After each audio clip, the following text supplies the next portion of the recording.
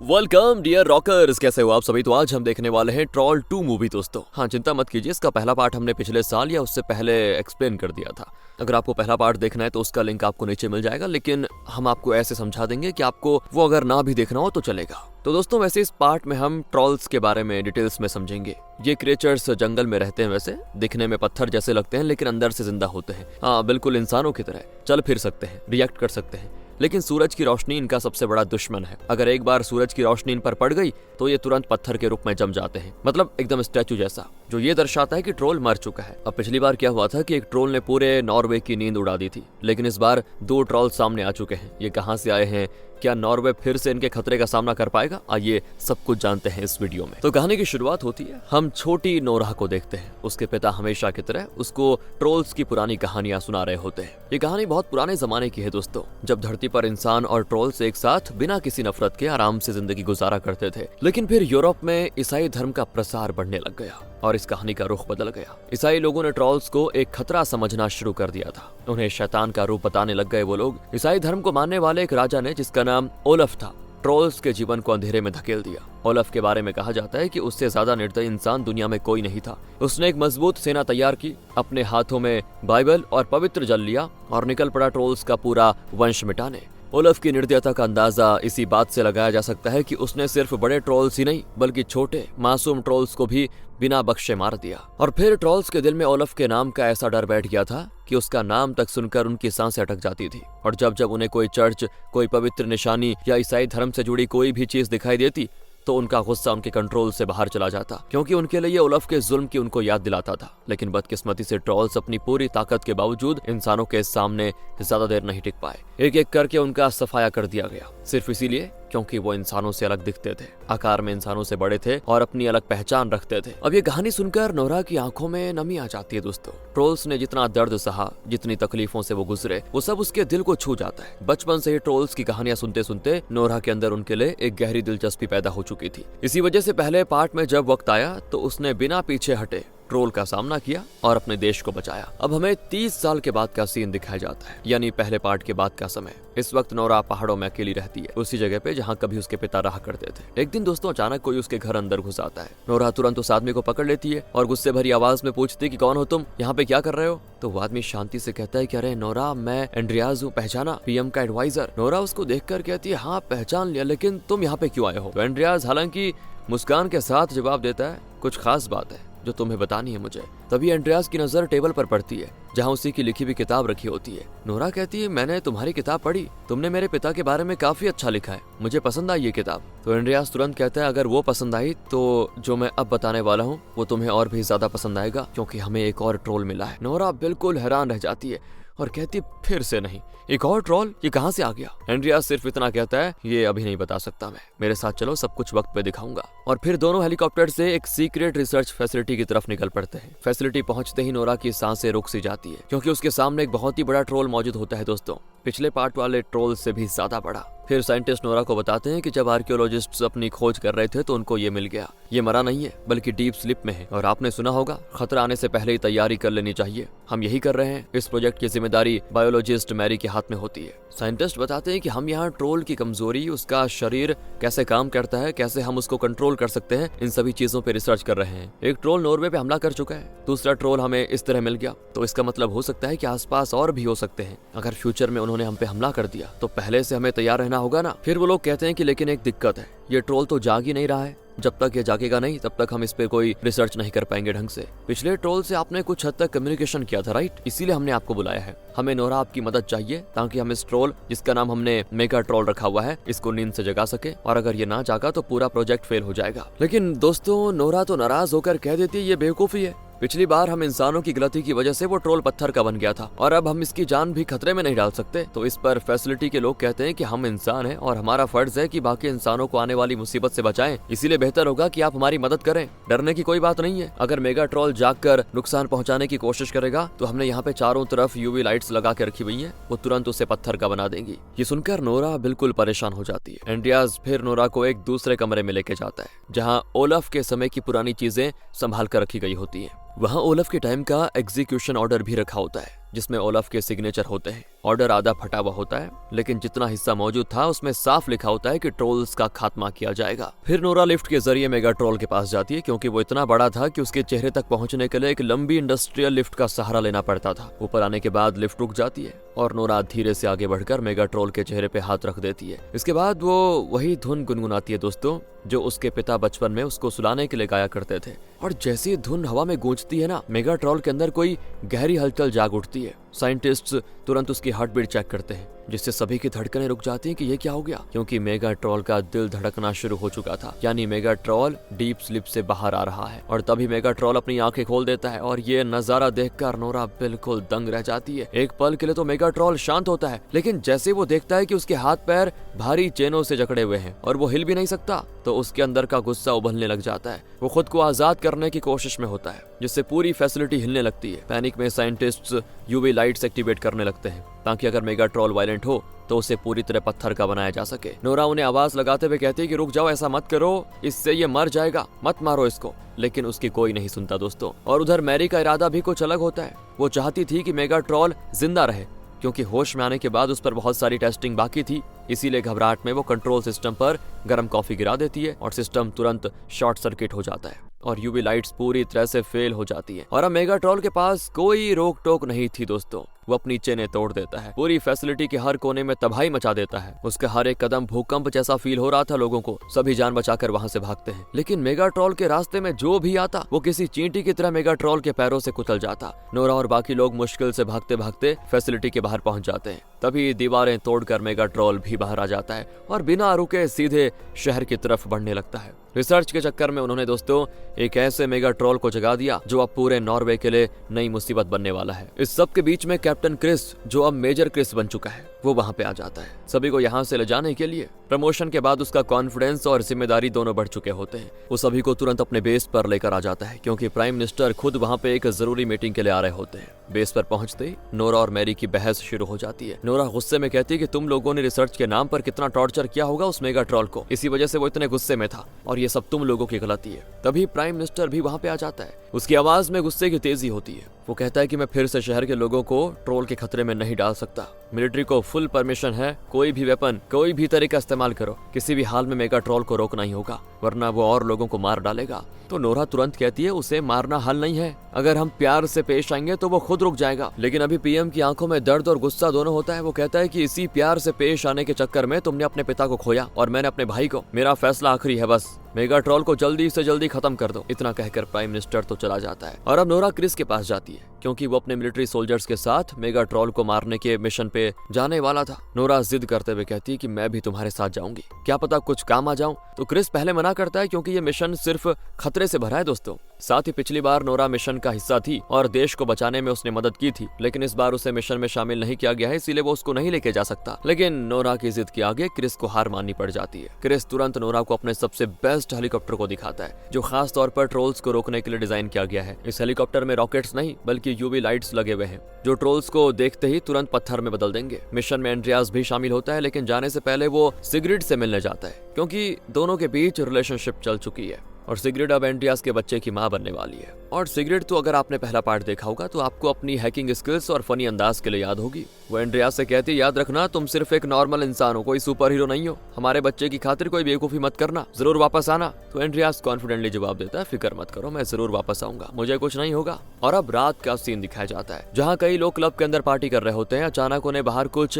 हलचल महसूस होती है, जैसे भूकंप आने वाला हो। भूकंप नहीं दोस्तों, वहाँ पे मेगाट्रोल आ जाता है। लोग शुरू में डर जाते हैं, लेकिन फिर सोचते हैं कि ये नकली है, सरकार ने पहले ट्रोल को मार दिया था, हो सकता है ये नकली वाला हो, इसीलिए सभी उसकी वीडियोस बनाने में लगे होते हैं। लेकिन मेगाट्रोल एकदम से एक बंदे को उठाकर सीधा निकल जाता है और ये देखकर क्लब में बिल्कुल अफरा तफरी मच जाती है। लोग एक दूसरे पर कूदकर भागने लगते हैं, लेकिन तब तक मेगाट्रोल ने बहुत से लोगों की जान ले ली थी। इसी बीच क्रिस और मिलिट्री टीम वहाँ पहुंच जाते हैं। क्रिस अपने सबसे खास दोस्त आमिर से कहता है कि देखो तैयार रहना, हम अभी हमला करने वाले हैं। और क्रिस का इशारा मिलते ही आमिर और बाकी टीम अपने हेलीकॉप्टर्स की यूवी लाइट्स एक्टिवेट कर देते हैं और सभी मिलकर मेगाट्रोल पर लाइट फायर करने लगते हैं। शुरुआत में ये काम करता हुआ नजर आता है, जैसे जैसे यूवी लाइट्स पड़ती है तो मेगाट्रोल का धीरे धीरे शरीर पत्थर में बदलने लगता है। लेकिन इस चीज से गुस्सा होकर मेगाट्रोल एक इलेक्ट्रिक पोल उठा लेता है और सीधे आमिर के हेलीकॉप्टर पे मार देता है, जिससे हेलीकॉप्टर क्रैश हो जाता है। दोस्तों क्रिस बेचारा देखकर बिल्कुल टूट जाता है। अपने सबसे अच्छे दोस्त को खोते हुए। फिर वो अपने हेलीकॉप्टर से सीधा मेगाट्रॉल के सामने आता है, यूवी लाइट्स एक्टिवेट करता है और उसको मारने के लिए बिल्कुल तैयार होता है। एक पल के लिए मेगाट्रॉल क्रिस की आंखों में देखता है और फिर आगे बढ़ जाता है, क्योंकि उसे पता था कि हेलीकॉप्टर के करीब जाने पर यूवी लाइट्स उसकी जान ले लेगी। और इस तरह मिशन के फेल होने के बाद प्राइम मिनिस्टर की टेंशन और बढ़ जाती है। वो सोचता है कि अब कैसे इस मेगाट्रॉल को रोकें, कैसे उसे मारे। कुछ भी उनको समझ नहीं आ रहा था दोस्तों। तो वहीं नोरा क्रिस, मैरी और एंड्रियास को अपने साथ लेकर एक खास जगह के लिए निकल जाती है। एक ऐसी जगह जिसके बारे में नोरा के पिता उसे बचपन में बताया करते थे। ये जगह पहाड़ों के बीच बनी होती है दोस्तों, और देखते ही लगता है जैसे कोई बहुत ही डरावना खंडर हो। बाकी लोग तो हैरानी से नोरा से पूछते हैं कि तुम यहाँ पर क्यों आई हो, क्या है यहाँ पे ऐसा। तो नोरा शांति से समझाती है, जब ओलफ ने ट्रोल्स को मारना शुरू किया था उस वक्त ट्रोल्स का एक राजा था जिसे मारना बहुत ही मुश्किल था। इसीलिए ओलफ और उसके साथियों ने मिलकर राजा के बेटे को यहाँ कैद कर दिया, ताकि अगर राजा अपने बेटे को बचाने आए तो सभी मिलकर राजा को मार देंगे। ये प्लान सफल रहा और राजा मारा गया, लेकिन कहानियों और इतिहास के मुताबिक राजा के बेटे की लाश कभी नहीं मिली। तो लोग कहते हैं कि आज भी वो बेटा इसी खंडर के अंदर जिंदा मौजूद है। अगर हम उसको अपने साथ शामिल कर लेते हैं तो हो सकता है वो हमारी मदद करे मेगाट्रॉल से लड़ने में। हम यहाँ आए हैं ये देखने के लिए कि सच में वो बेटा यहाँ पे है या नहीं। अब नोरा पत्थर पर पत्थर मार करके एक अलग ही धुन बजाती है दोस्तों। जैसे ही धुन गूंजती है खंडर में हलचल शुरू हो जाती है और फिर वहाँ राजा का बेटा सामने आ जाता है। इसका मतलब कहानियां झूठी नहीं थी। राजा का बेटा ट्रोल अभी तक जिंदा है और दुनिया से छुपकर इसी खंडर में रह रहा है। और नोरा दोस्तों, जो बचपन से ही इस राजा के बेटे का नाम ब्यूटीफुल रखा करती थी, उसे देखकर वो सच में खुश हो जाती है। लेकिन बाकी लोग थोड़ा डर जाते हैं ये सोचकर कि कहीं ब्यूटीफुल उनको मार न डाले। लेकिन नोरा हिम्मत दिखाते हुए ब्यूटीफुल के चेहरे पे हाथ रखती है और वही धुन गुनगुनाती है जो उसके पिता उसे हमेशा सुनाते थे। जैसे जैसे धुन बजती है ब्यूटीफुल शांत हो जाता है, जैसे एक पेट जानवर सुकून से बैठ जाता है वैसे ही। अब नोरा एंड्रियास से कहती है, तुम भी ब्यूटीफुल को टच करो। एंड्रियास को डर तो बहुत लग रहा होता है, लेकिन जैसे ही वो टच करता है ब्यूटीफुल न सिर्फ शांत होता बल्कि और भी ज्यादा खुश हो जाता है। तो नोरा उससे कहती है कि हमें तुम्हारी जरूरत है, प्लीज हमारी मदद करो। ब्यूटीफुल उसकी बात सुनकर मान जाता है और इसी पल उनका नया साथी बन जाता है मेगाट्रॉल से लड़ने के लिए शक्तिशाली और समझदार दोस्त। दूसरी तरफ दोस्तों, हम उन्हीं बूढ़े कपल को देख पाते हैं जिनके घर पर पिछले पार्ट में ट्रोल ने पैर रखकर कुचल दिया था। वो लोग बड़ी मुश्किल से अपना घर रिपेयर करते हैं और अब बस तैयारी होती है उद्घाटन करने और घर प्रवेश करने की। लेकिन ये होने से पहले मेगाट्रॉल वहाँ पे आ जाता है और इस बार भी उनका घर पैर रखकर कुचल देता है। लगता है दोस्तों अब इस परिवार को किसी गुफा में रहना पड़ेगा, वरना अगली बार ट्रोल शायद उनको ही ना कुचल डाले। कुछ देर के बाद नोरा फ्लेयर जलाकर मेगाट्रॉल को अपनी तरफ बुलाती है और जैसे मेगाट्रॉल उसकी तरफ बढ़ता है ब्यूटीफुल वहाँ पे आ जाता है तैयार होकर मेगाट्रॉल से लड़ने के लिए। दोनों भारी भरकम ट्रोल्स आपस में तैयार बिल्कुल टकराने के लिए, बिल्कुल वैसे ही जैसे गॉडजिला और किंग कॉन्ग के बीच लड़ाई हुई थी दोस्तों। लेकिन अब जहाँ पे लड़ाई हो रही है ना, वो जगह बर्फ से भरी हुई है और जहाँ ब्यूटीफुल खड़ा है वहाँ नदी है, लेकिन बर्फ जमने की वजह से नजर नहीं आ रही थी। लड़ाई के हमलों से वहाँ की बर्फ टूट जाती है और ब्यूटीफुल सीधे नदी में गिरने लगता है। नोरा तुरंत उसको बचाने की कोशिश करती है, लेकिन जाहिर सी बात है उसके पास इतनी ताकत नहीं है कि ब्यूटीफुल को खींचकर बाहर निकाल सके। तभी वहाँ मेगाट्रॉल भी आ जाता है जो नोरा के पीछे पड़ चुका था। बिल्कुल नोरा अपनी जान बचाते हुए हेलीकॉप्टर की तरफ भागती है और इसी खतरनाक मोमेंट में नोरा इंच भर की दूरी से अपनी जान बचाकर हेलीकॉप्टर में सवार हो जाती है, वरना मेगाट्रॉल उसको निगल जाता। इसके बाद पूरी टीम बैठकर मेगाट्रॉल के रास्ते को ट्रैक करने लगती है। उन्हें पता चलता है कि मेगाट्रॉल आगे बढ़ने के लिए एक ही रास्ता फॉलो कर रहा है, जैसे वो किसी खास जगह की तरफ जा रहा हो। और मैप को चेक करने के बाद उन्हें पता चलता है कि वो जगह है निडारोस शहर, जहाँ पहले ओलफ का राज्य था और वहीं से ओलफ ने ट्रोल्स को मारने का अपना सफर शुरू किया था। इतिहास के मुताबिक ओलफ की कब्र निडारोस में मौजूद है। इसका मतलब मेगाट्रॉल वहीं पे जा रहा है अपना बदला लेने के लिए और उस प्राचीन चर्च को बर्बाद करने के लिए जिसके अंदर ओलफ की कब्र है। और अब नोरा और बाकी लोग मेगाट्रॉल से पहले चर्च पहुंच जाते हैं और वहां उनकी मुलाकात एडमुथ नाम की बूढ़ी महिला से होती है जो ओलफ के इतिहास के बारे में बहुत कुछ जानती है। एडमुथ बताती है, लोग कहते हैं इसी चर्च में ओलफ की कब्र है, लेकिन कई सालों से ढूंढने की कोशिश की गई है पर किसी को भी वो कब्र नहीं मिली। ऐसा कहा जाता है कि ओलफ को चर्च के तहखाने में दफनाया गया था, इसलिए कोई उसको ढूंढ नहीं पाया। नोरा तो हैरान रह जाती है ये सोचकर कि ओलफ ने ईसाइयों के लिए ट्रोल से लड़ाई की, उनका खात्मा किया। उसे तो सम्मानित करना था, शान से कब्र को दुनिया को दिखाना चाहिए था, लेकिन ऐसे तहखाने में कब्र को डाल दिया जाना, ये बात हजम नहीं हो रही। और अब चर्च के तहखाने में आते ही दोस्तों उनकी नजर एक बड़ी सी दीवार पर पड़ती है जहाँ ओलफ की एक पुरानी पेंटिंग बनी होती है।